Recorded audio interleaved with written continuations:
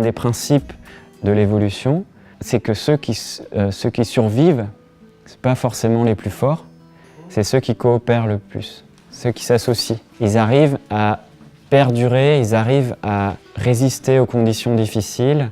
C'est toujours intéressant de rappeler que frater, ce n'est pas la petite famille à l'origine. Frater, ça renvoie en latin à la grande famille, au genre humain. On est d'emblée dans un enjeu planétaire.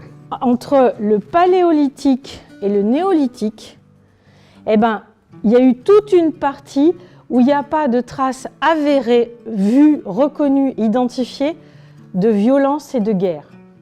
En tout cas, de guerre, non, et de violence, très peu. On a cherché, et dans les traces qu'on voit des ossements, on trouve très rarement des traces de violence faites délibérément d'humain à humain, et les traces de guerre, elles sont récentes. Les symbioses sont partout, en fait. Partout dans le monde vivant, ce qu'on a fait dans notre tour d'horizon, c'est de constater que tous les êtres vivants ont des relations d'entraide. Nous sommes menacés comme famille humaine, mais nous sommes menacés par notre propre part d'inhumanité. Heureux l'homme qui, dans les limites de sa propre faiblesse, soutient son prochain autant qu'il voudrait être soutenu par lui dans un cas analogue. L'image en tant que telle, selon où elle est placée dans cet espace à l'intérieur de nous, elle va produire des choses différentes.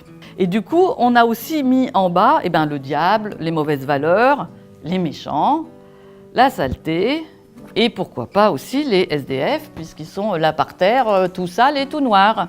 Pendant que les grands de ce monde, eux, sont bien lumineux et bien en hauteur, sur des tribunes, sur des scènes d'artistes.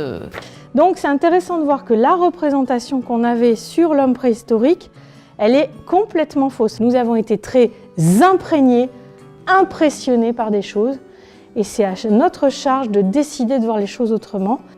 Donc si on peut se réapproprier que notre humanité a été bien plus aidante, aimante et bienveillante pendant si longtemps avant, c'est pas mal.